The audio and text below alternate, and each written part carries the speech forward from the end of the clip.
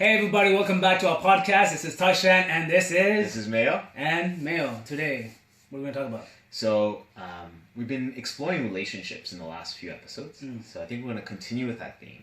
Something we always talk about are friendships. Yeah. So, in the next few episodes, we're going to talk about friendships. But before we do that, we kind of want to introduce some ideas that mean a lot to us and ideas that we resonate with. Yeah. So, I'll hand it off to you. So, today we're going to try and understand ourselves to kind of better understand how we function in relationships and why we think relationships around us, specifically friendships, kind of sometimes fall apart. So we'll go into more specifics and stories in later episodes. But for this one, we're just kind of introducing some ideas. So you have some Japanese proverbs that you like to... Okay, so I guess I'll start with the Japanese proverb. Yeah. Right? So in the Japanese, there's a saying, man. There's like three faces Okay. in Japanese. One that you show to the world, and the other one you show to your friends and family, and the other one you don't show to anyone. Right? So this goes back to like honesty, I think, Yeah. and being authentic. Like when I'm talking about myself, like sometimes I do this a lot. Like the things that I say doesn't actually match with what I actually believe in, and sometimes and I see this how this whole thing could affect my relationship with others. Like here and there, I'm like, hey, sometimes I'll go along with things that I don't agree with, and this happens a lot in friendships too, and that is one of the might be a factor that could have affected my past relationship with my friends, right? Yeah. Is it? What about you? So What do you think? I have something kind of similar that I kind of abide by, one of my golden rules. Okay. And so I think when there's a discrepancy between who you think you are Yeah. versus who you think you are, who you want to be, versus who you actually are in this present moment, Yeah. versus who you want other people to see you as. When there's a discrepancy between these three people, Yeah. I don't think you're your authentic self, and I think that causes a lot of issues. How you present yourself to other people may not actually be who you are. So then, moving forward in more intimate, close relationships, are you actually giving the other person your authentic self?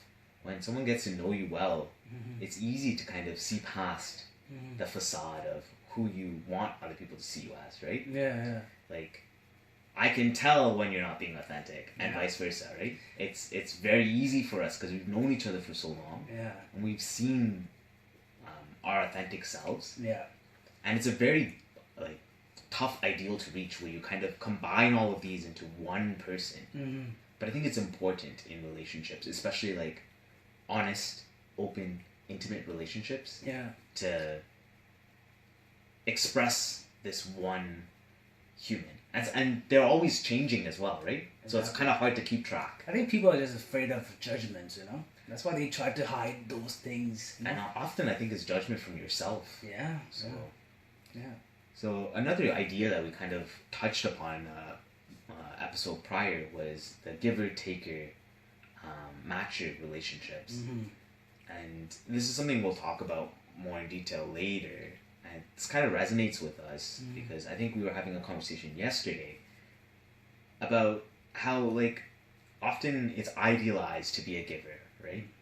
But what happens in a relationship or a friendship when you're a giver who is giving too much to a taker who is taking all of that, and then there's a power dynamic or a discrepancy, or you're a matcher who's giving to another matcher but you're over giving, and then you have the expectation that that person give back to you what you gave to them, but that person may not have the capacity to give it do back. that, right? Yeah.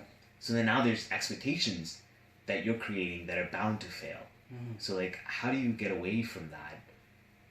Because when you love someone in a friendship, all you want to do is just dump, Yeah. right? Yeah. So how do you prevent creating those expectations? And we don't have answers to these, by the way, too. These are experiences or things that we've been talking about and trying to figure out and go through and learn about too. And the big thing I think we want to really talk about in our friendships is excusing bad behavior. Yeah.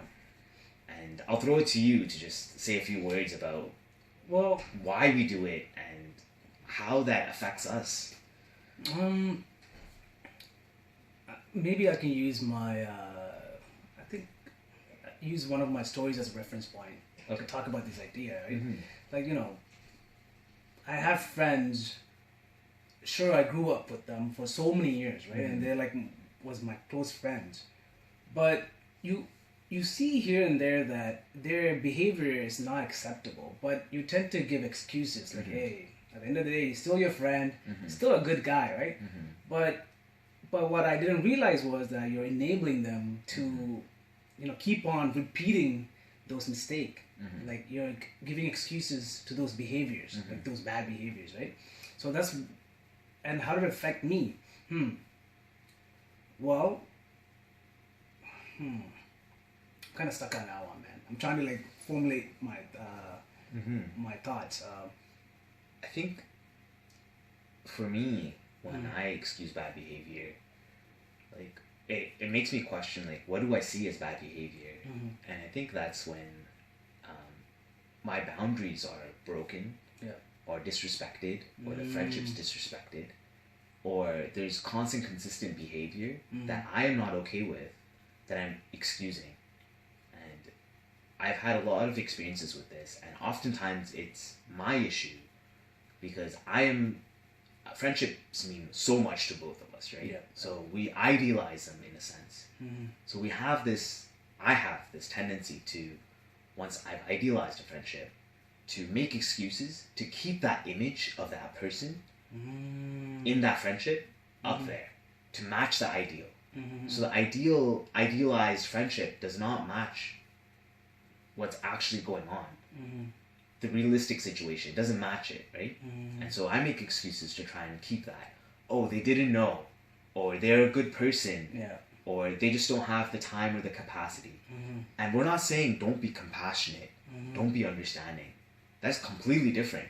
Be compassionate, be understanding, and be receptive to understanding trauma and pain and just loving the other person. But that doesn't mean that you have to accept what the other person has done, the trauma that they've caused you, the pain that they've caused you. You don't have to accept that and run with it. You can forgive for your own growth, but I think there's this idea that as soon as someone that's made a mistake comes to you and says, hey, I've made a mistake, I've hurt you, I've hurt you really badly, that you open your arms and let them back into your life. And expect them to change. I think change happens very slowly, and my personal thing is drama or trauma. And also the person has to be open to receptive to change, right? And so I've personally been hurt so many times by making these excuses, letting people back into my life, and then having this pattern repeat. And we also talked about the idea of not pigeonholing people into past behaviors, right? Yeah. All humans have patterns. We see a pattern, we identify it. It's hard not to say that the next action that they're going to do won't fit the pattern. It might fit the pattern. But how do you prevent pigeonholing that person and being like, you are going to do this? It's hard. Because sometimes what they do does fit the pattern, right? So I think what it comes down to for me is allowing that person to grow. But you don't have to be the person to accept the trauma for their growth. I don't know if that makes sense. You're pretty much saying you don't want to be the punching bag. Exactly. For their own growth. For their growth, right? You can be supportive, but at some point, you also have to turn around and look at yourself, right? And be like, hey, where's my emotional capacity? How do I feel in all of this? Am I being self-compassionate? Am I taking care of myself? And good friends, I think, will do that for you. We've had a friendship where someone's walked away because they felt that they didn't want to cause harm, right?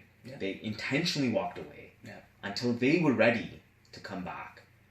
And they had a reason and an explanation of why they did it and what they did. Mm-hmm. And when that happens, for me at least, I'm more receptive because that means that person is actually considering you, considering your emotions, Mm-hmm. right? Yeah, that's true. That's true. That's true. But this was just us setting some. Yeah. Yeah, Did you man, have this a? Yeah, this is like deep, man. I was like actually thinking, my past relationship with my friends, right? Yeah. I think recently, that I let go of a friend, Friend, yeah. right? I want you So- to tell that story for the next The next episode, yeah, we'll tell. Hold on to that. Yeah, we'll talk about that in the next episode. Is there anything else you want to say? I I got nothing else to say here because this is all like new ideas to me, right? I'm actually I don't think they're new. Like I think you've explored them through conversation. Yeah, we haven't we sat down and we haven't put names to them. Yeah. So this is like you should write a book on this, by the way. But anything else? No, right? Okay. Thank you so much for tuning in, and we'll see you next time.